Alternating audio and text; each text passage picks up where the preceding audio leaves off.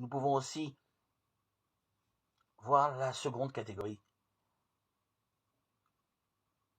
Ce sont ceux qui savent qu'ils ne savent pas. Ils sont en quête, ils cherchent et ils s'interrogent.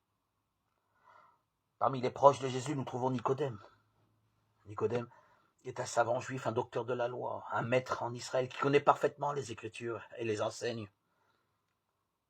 Son savoir n'a pas étouffé son désir de progresser. Il vient à Jésus de nuit et lui dit: Rabbi, nous savons que tu es venu de Dieu comme un maître. Jean 3,2. Jésus lui répondit: Amen, amen, je te le dis, à moins de naître d'en haut, nul ne peut voir le royaume de Dieu.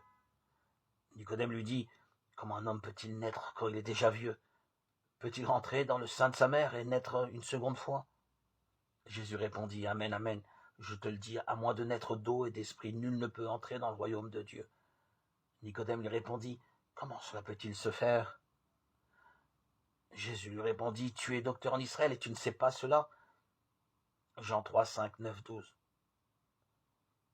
Il y a dans ce dialogue une sorte de reproche qui souligne le contraste entre la position de docteur de Nicodème et son ignorance.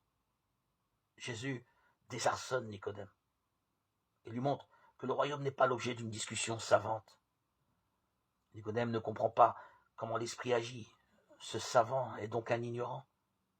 C'est pourquoi Jésus enseigne à Nicodème qu'au-delà de son savoir et de sa science religieuse, il y a le mystère d'une nouvelle naissance, voire même le mystère d'une nouvelle connaissance de son Père, c'est-à-dire une participation par la grâce de l'Esprit Saint à la vie nouvelle et divine. Sous quelle forme? Par le témoignage.